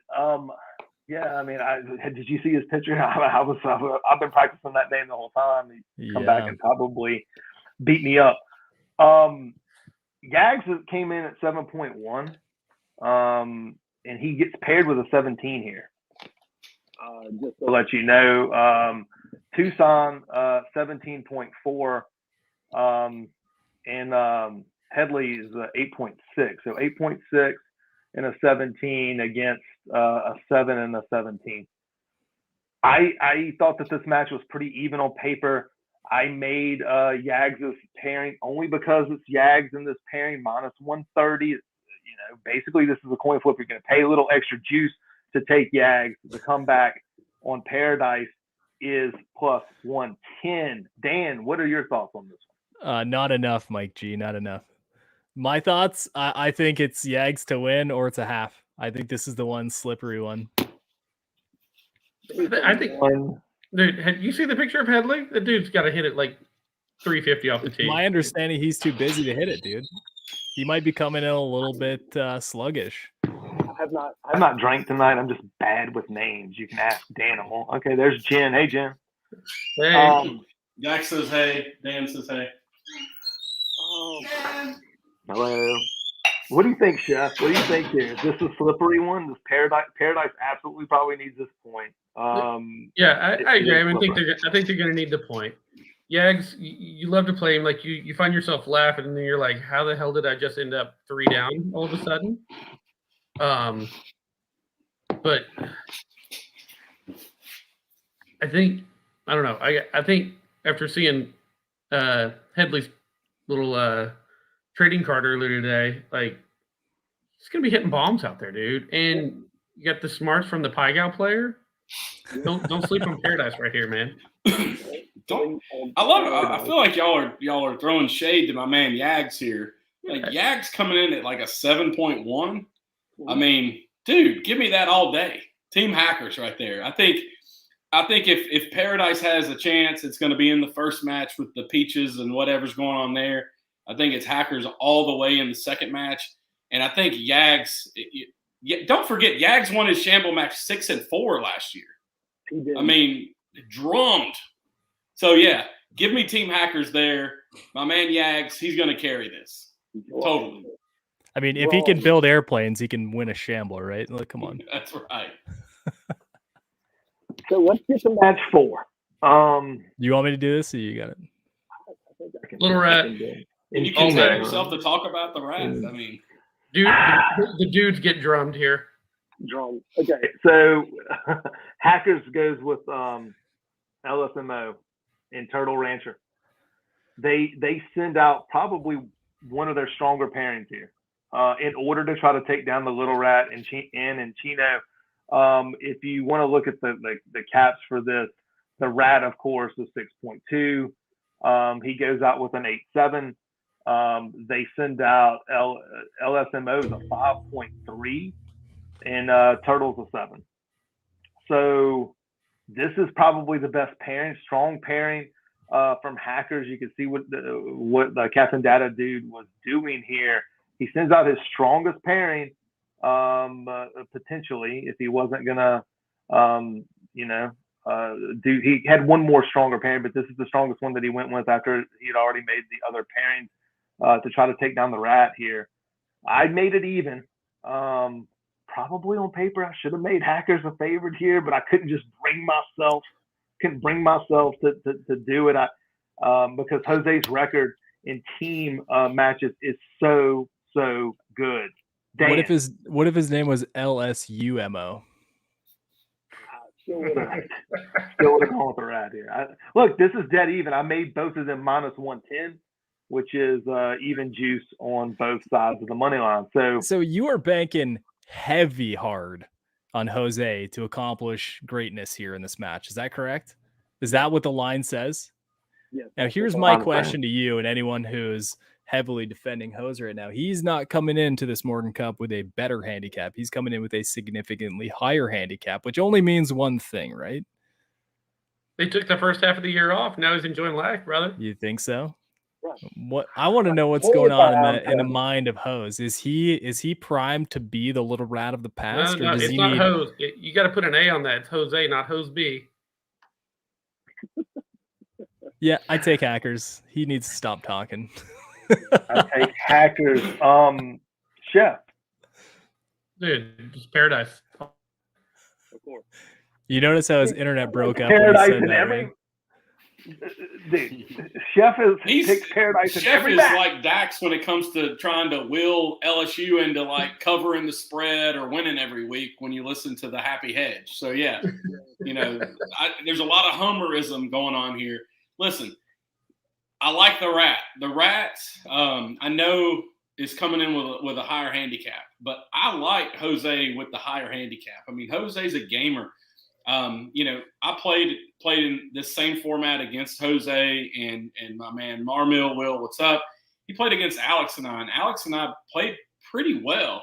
And Jose just doesn't make any mistakes. Like that's the thing is if he does, you got to capitalize. And I think that Hackers has put a good pairing. I can see this one. Honestly, I'm leaning towards Paradise here, but I could see this being halved. I think you're looking at probably 2.5, 1.5 Hackers coming out of this first session. Yeah, Brian in the comments going Ichiko or Enchino will bring it. He's solid. I feel good about that half call. That's 2 halves and 2 wins for me as well. I didn't go all Hackers. I just didn't go any Paradise. So I think that first match has to at least get half. I think Hackers, if they win those first 2 matches, this could snowball in a little bit of situation. But we can move on to match 5. We move the alternate shot. It's on the front 9 here. J-Man goes out against USAF.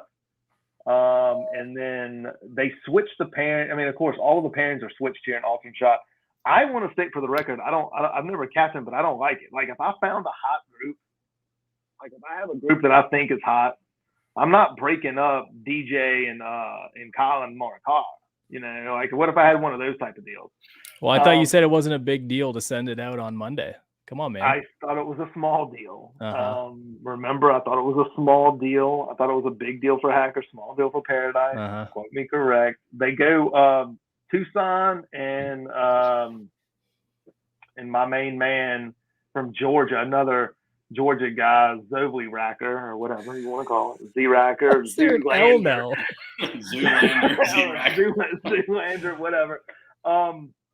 It's a low mid because J-Man's a low and they goes out with a mid cap versus a high. Jeremy counters with a high pairing here. 217s go out. I love this. Absolutely adore this strategy because they're going to be a dog in a non-hole match, but they're going to get 5, maybe 6. They're going to get 5, maybe 6 pops. Paradise is going to get 5, maybe 6 pops here. He's not counting this point, but if they could steal him a half, that's one that he's not expecting. Dan, thoughts? Yeah, I never see high highs and say they're going to win. Sorry, it's just not happening. You go out there with a prayer as a captain and putting that together with the intent of having 3 exceptionally strong pairings on paper outside of it. I think it's kind of foolish to claim anything other than the J-Man and USAF win here. I have to agree. I think okay, I think go ahead. Two highs like this and an alt shot deal. I mean, you got one shot each, and if you're throwing out the high caps, generally speaking, high caps are more likely to hit an errant shot. I think it's if the strategy is truly like, hey, let me throw my high handicaps out and kind of hope that they play well, and then I'm going to come back it up with 3 stronger pairings. That's one thing, but I don't like putting the 2 high caps together in this particular format. In all shot, that needs to be clear. In any other format, it's an unbelievable way to absolutely job low cappers is to see that ham and egg nonsense, and you just get beaten like a drum despite playing well. There's nothing worse than that. But in alt shot, you can't hide. There's no hiding in alt shot. No. Another thing to consider too with this is, let's say Hackers comes out and they're up 3-1 or something, or maybe 3.5 to a half or something.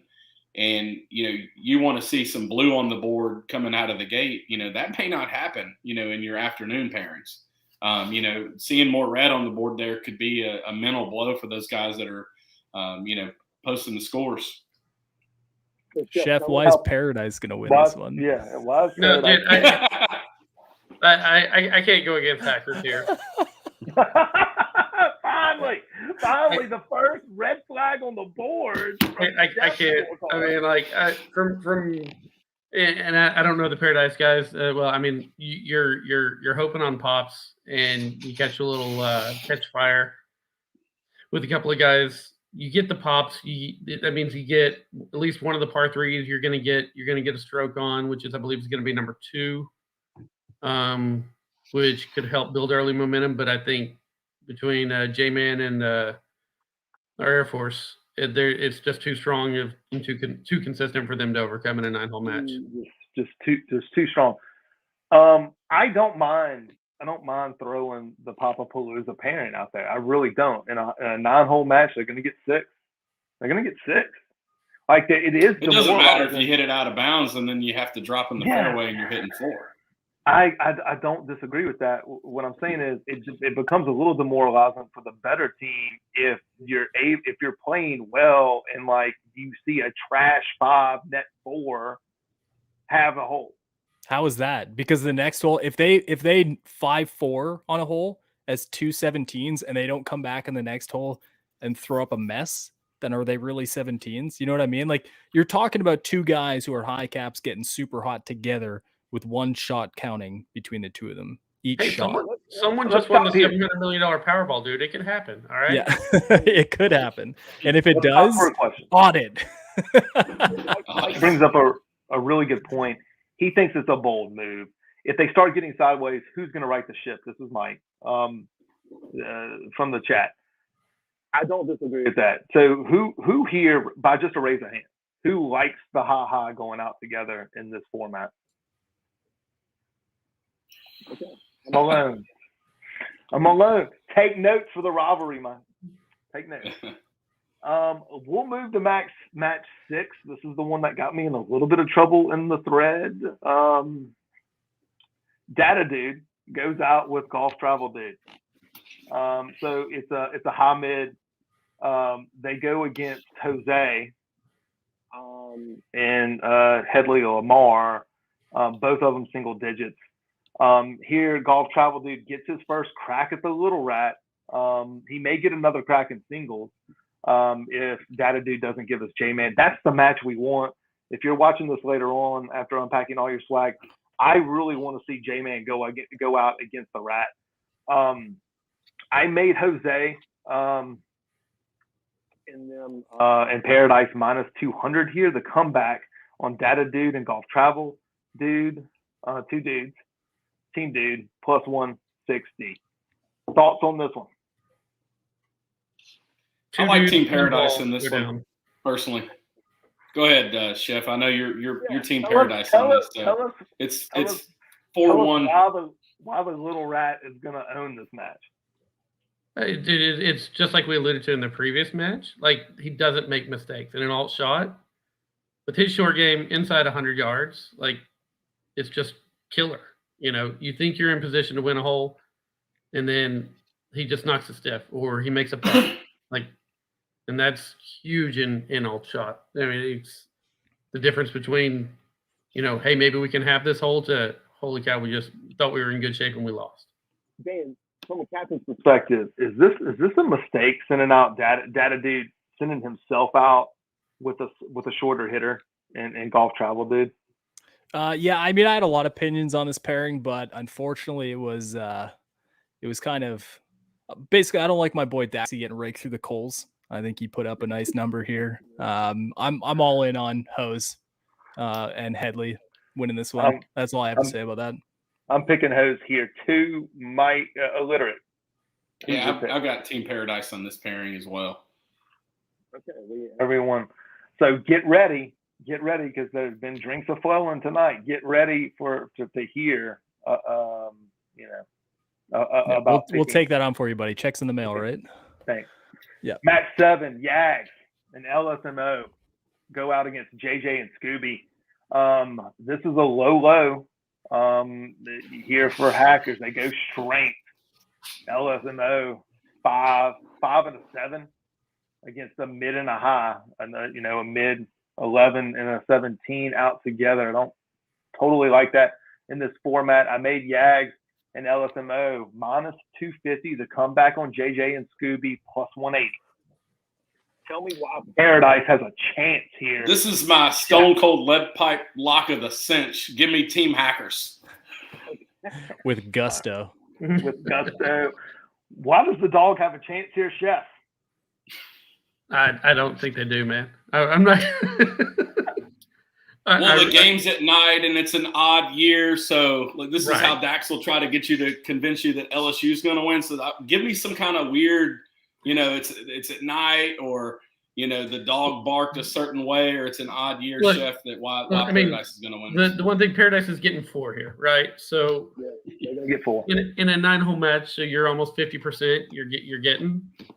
So if you make those count, you got a boxer's chance, dude. Yeah, you keep the ball clean with no scuffs on it, you have an opportunity. And like I said, I've seen Scooby's game. I think he's more than capable of being there.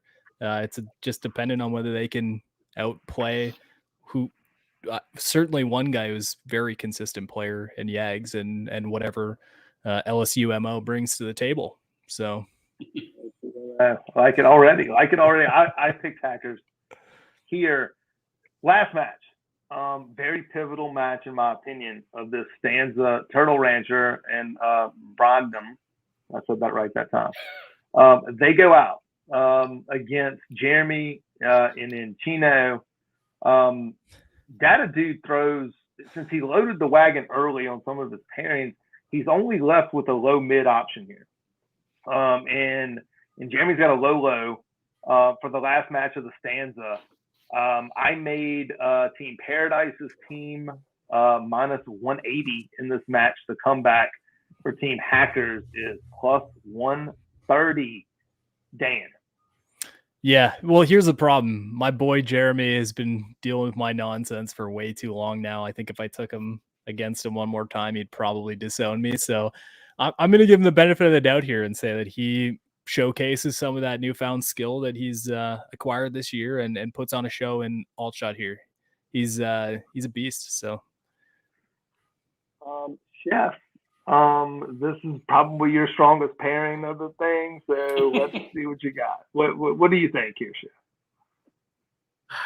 I'm as strong as that pairing is, right? Part of me says that Hackers makes this closer match than it should be. I think it all depends on pace of play. Yes. Honestly, I mean, the last match of after 27 holes, if you've had a rough go the first part of it, it's gonna be closer than expected. I like JD to close it out on the final hole. Okay, I took. I'm going to take Paradise here. I picked Hackers 5-3 at the end of day one. Some of y'all disagree.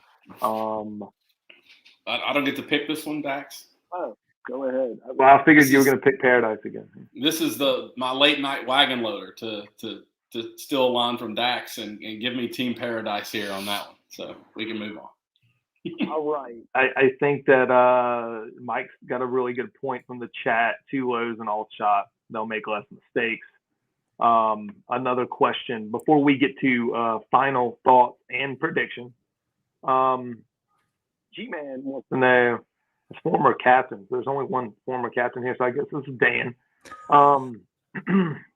You can ask me that come January after I captain Team JDax in the rivalry. What were your thoughts overall, Dan, on this pairing process? Yeah. So my thought process every time I get into it, it's the hard part about doing something like this. I mean, you can talk about the Ryder Cup all you want, and you know the personalities that are there. We don't get that full experience here. We can have a little bit of fun with the sort of idea or shadow of what these guys look like on paper. But the reality is, to me, I think there is an unbelievable amount priority that should go on to the different personalities and age groups that are involved in these events. You have people from every walk of life getting involved, and I like to play, as weird as it sounds, almost matchmaker, trying to find the pairings that get a little bit more out of each other before we get to the big event. So yeah, for me, it's 40% skill and then 60% the type of people. And if I can sort of rein that in and get them working with each other early on, I think it's one of those 5 + 5 = 13 kind of things. So as we get, Oh, we just lost Dax. Well, the world has improved, my friends. Yes, we are Dax free. What do you guys think? If you were captains, how would you do it? Would you lean heavy on the numbers, on the handicaps, or would you do a little bit something different? I think we were talking about it earlier. Like, I would, for Shamble, I would try to put the pops together. Alt shot, trying to put. Highlight that message, Dax. Do it. Sitting there trying to put like your guaranteed, what you feel like is guaranteed points out there in alt shot. No, the one above it. I don't know who this guy is. I don't know who this D. That's Hate to Bogey. That's Dave. What a legend. Love that Hate guy. to Bogey. Yeah. I mean, yeah, be tuning in for the rivalry. Chef, going back to your thought here, do you not think that I love throwing pop them and kill them groups? I love that strategy. I watched Dan do this twice. Did I do it for all shot? No. I don't think so. Oh, I interesting. think in a best ball or shamble format, you can do that. that. You did it in different. You didn't do it in alt shot. You did it in other formats. Yeah. And I don't love the high-low thing for or alt shot, because you're challenging people to learn a different game than they're familiar with, typically speaking, from a high to a low. I don't mind the mid and highs, and I don't mind the low and mids. I definitely love the low lows, because I mean, it's just, you just get beaten up as an opponent, especially if you're a different handicap level. But the mid highs are the ones that are critical. Like, I look back and I keep thinking about Scooby and JJ. I mean, that could be punishing if Yags doesn't show up big. Yeah, I agree with you, but I think low, high, and alt shot can work. It has worked, right? Because obviously I'm undefeated in Morgan Cup. Oh, here we go. I was the low, and I played with our high, and it's back to the point of playing your game, right? Hey, hit a 7-iron on tee. I don't care. Yeah, if we've got 200 in on a par 4 or 230, we've got 230. It is what it is. It's just being comfortable with not trying to do more than what you are capable of doing. I appreciate that. I like that. I like that strategy too. I think that if you go low, high, and alt shot, you have to trust the low to sometimes get out of absolute jail. And if you have a single digit, a low single digit, I watched a low high at a THP championship one time in alt shot. Somehow the low willed that pairing to even par during that stanza, which was unbelievable. But that's not going to happen all the time. And now that I think about it, all of the times that you've thrown Pop-A-Palooza pairings out there, Dan, it hasn't been in that format. So we'll see how it goes. So let's wrap this up. Yes, Yags and Max were an alt shot last year. So you can put a low with a high and win, because Yags did it last year. Oh, you sure can. It's just you got to find lightning in a bottle, basically, right? 9 times out of 10, it's probably going the other way. You don't think so? Yeah, I agree with you. I agree. Here from Aaron is that USAF goes undefeated. Interesting. Yeah, I like the prediction. Let's get to the end. Let's wrap this up. It's gone a little bit longer, but I think this is going to be good. Oh, Final it's a little late now. Right, it's a little late now. Final thoughts and prediction for winner of the 2021 Morgan Cup. I will start with the literate. Prediction, pain. Prediction, I'm going Team Hackers. I think they hoist the trophy this year. I think I feel like they've got a really strong chance to come out of that first set of matches and possibly, take away any confidence or hope, right out of the gate if they play their cards right. I like some of the alt shot matches, although I think the alt shot overall is a little more even than I think the shamble format is. And then, anything can happen in singles, but give me Team Hackers for the Morgan Cup 2021. Chef. Yeah. Paradise wins. So I think, honestly, it's gone Hackers Paradise the last 4 years. We've alternated. Yeah. I think Paradise, honestly, I think there's a little hole they dig on day one. And I think they make it up in day two singles with getting more pops. And Chef, how is there going to be in a hole when you just picked them to win 6 or 7 I'm saying matches? in all honestly. So you weren't honest with the people, Chef? I was honest with the people, but you got to pull for them. Politician. No, exactly right. There's money in that. I think this is a year that maybe we get the closest Morgan Cup, maybe even a tie at the end of it. Going after singles. I take Paradise on a comeback on day two, winning more singles matches. They hoist the cup at the end. Robert Gonzalez. Before I get to Dan, Robert Gonzalez makes a great point. The risk of the low high is whether or not the high is intimidated or inspired by playing with the low. Once the word sorry starts flowing out of the high's mouth, it's over. I totally agree with that comment. Yep. I totally agree. Dan, final thought and prediction. I mean, the prediction's obvious. Team Hackers is winning this thing. There's no way around it. Yags is my hero. He's one of the greatest. And, that's just how it's going to be. Yeah, basically. We text quietly once in a while. And my guy J-Man wins his Morgan Cup. That's the big one for me. Let's see that guy win a Morgan Cup. It means the world to him. Yeah, that's about it. And my buddy Mike Mitchell Guadalajara is right. I will be correcting Dax every time he gets a name wrong. So yeah, he has done that all night. Here's my prediction. It's an odd numbered year. This is for you a little bit. The last 3 Morgan Cups have been won by the team with the lowest combined cap. Okay, 18 Paradise, 19 Hackers, and then 2020 Paradise. The only exception was 2017, and Paradise was en route there, got overserved the night before, and lost the 3-point lead on Sunday. I'm gonna take Hackers here, but I wouldn't be surprised. Like I said, I think this is gonna be close. I think that it's 5. If it's 4.5 to 3.5 tomorrow night, it's a whole new ball game. Even if it's 5-3, I wouldn't sleep. I think there's a chance that the first 2 matches get away from Paradise, and if that happens, then it's going to be a long night. There is no Hawaii for me to bet on tomorrow night. By the way, they're on the mainland.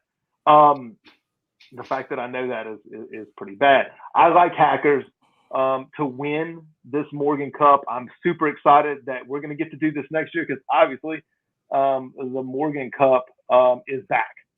So that is an awesome, awesome thing. That's the main goal. Anytime the Morgan Cup starts, will it be back next year? There's the guys are at dinner right now. They'll probably watch this later.